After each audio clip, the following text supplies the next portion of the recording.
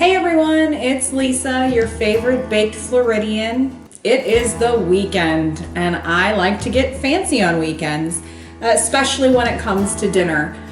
Usually I don't work too much on Saturday or Sunday, and what that means is I can actually spend more time cooking something really impressive and delicious for Mr. Robot and me.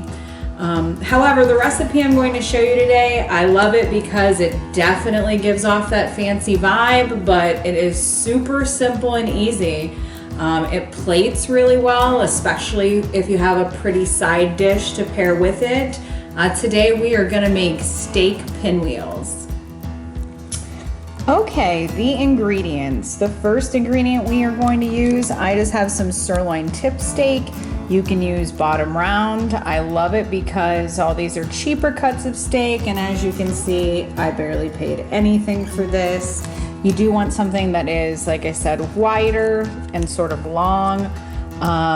It just makes for more room to stuff and roll. As for cheeses, you can use almost anything. This here is softened cream cheese. We're gonna use some of that today because it's actually sort of makes everything stick together. We're also going to use some provolone, but like I said, I put some other options out here. You could certainly use Parmesan or feta or cheddar or really whatever else you can dream up. Over here is what we're going to stuff it with. I'm going to use some regular baby spinach leaves, and then I just julienne some red and yellow bell peppers and diced up some ham, and that's what we're going to actually use to stuff our steak pinwheels today. But first, we actually have to get the meat ready. So, as you can see, we have washed and trimmed our meat. You can kind of see where there's some parts that are a little thicker than other parts in the middle. So what we're going to do is we've seasoned, like I said, the meat, both pieces, and we've put it on some parchment paper. I am actually going to fold the piece of parchment paper over and beat the hell out of it with a mallet. Basically, that is just to ensure that it's all one uniform thickness and it rolls better. So after you do that and get out all your aggression, you can come back and we can start to stuff our steak.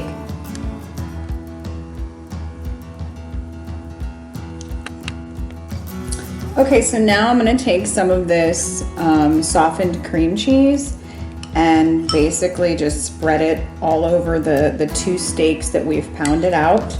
Like I said, I like to use cream cheese in this recipe just because it really does make the rest of the ingredients that you stuff the steak with really stay in place. So we're going to spread this out, and then we will start to add whatever I do decide to stuff these pinwheels with. I keep changing my mind. So,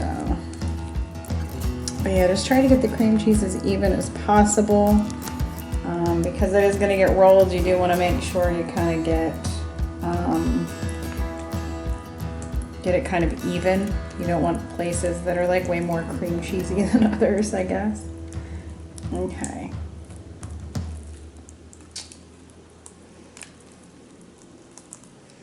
Okay.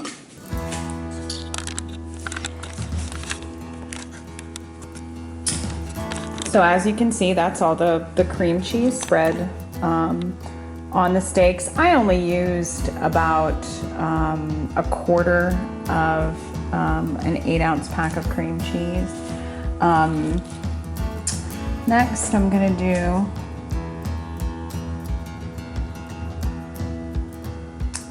some of the red peppers and yellow peppers. Try to save enough for both sides here.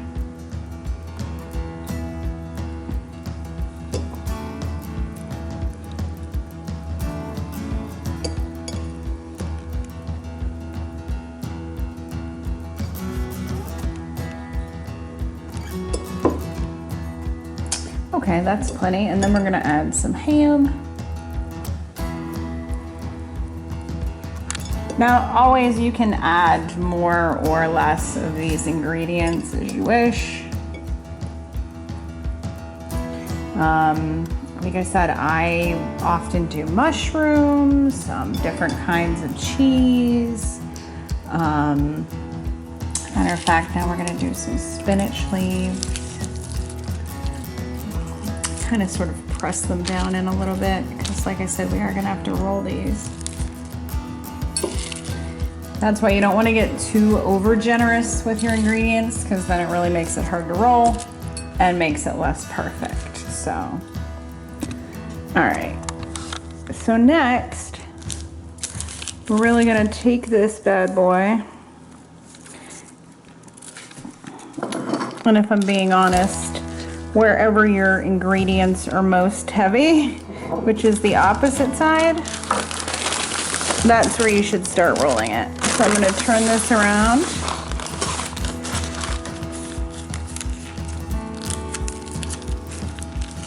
And you're just gonna roll. Make sure you tuck all the ingredients as you go.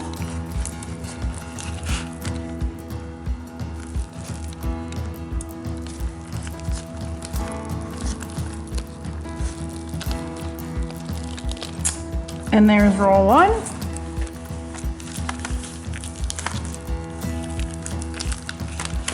Now, the whole $6.45 of steak will more than feed me and Mr. Robot, but because we really love steak, we probably will consume it all. Now, depending on how thick these are, you can use either toothpicks or bamboo skewers to sort of keep these locked in when you cut them, and sort of for portion control.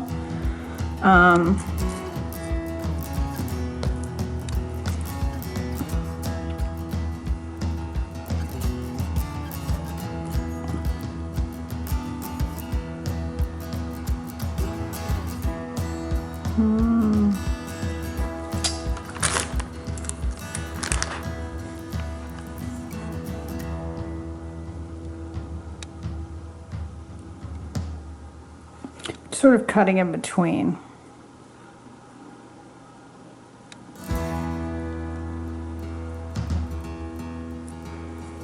So I think we're just gonna make 3 big ones out of this one. And then we'll probably get 4 out of this one. 2, 3, 4. So there we go. So like I said, I'm basically gonna cut here, here, and here, and then here, here, and here. So I'm gonna go cut them. They are kind of hard to cut when they're stuffed. My best suggestion to you is actually to pop these bad boys in the freezer, let them get a little froze. Not completely froze, just a little froze. And they do make it easier to cut, especially if you're dealing with a tougher cut of meat. That can always be helpful too. So we are gonna pop these in the freezer for a while, maybe like a half hour or so, just so we can get a joint. And then we are gonna, after we cut them, we're gonna sear them in a hot pan. We're gonna preheat our oven to 350, because that's how we're going to finish them off. All right, y'all. So I cut my pinwheels. This is what they look like, pre-cooked. Like I said, you can now sear them in a hot skillet to kind of give it a really nice, rich color. Or if you're making these for a crowd, or you're just pressed for time like I am right now, you can just put them in this glass casserole dish and put them straight into the oven. Either way, whether you sear them first or not, you're going to put them in an oven between 350 and 400 degrees. If you've seared them first, obviously, it's going to take less cooking time. If you didn't sear them, it will take longer. Also, like I said, you don't have to pre-cut these. You can just put the entire roll in the oven to bake. Of course, because that is obviously a thicker piece of meat since it's uncut, you do have to cook it a lot longer, usually like 40 minutes or so. But we are gonna stick these in the oven and we will come back and show you what they look like. All right, y'all, it's been about 13-14 minutes and I'm gonna take the steak pinwheels out of the oven.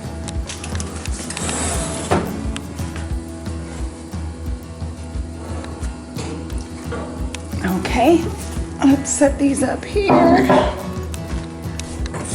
Close this big gianty oven. Okay. And there they are, steak pinwheels. So basically, like I said, I just put one on a plate.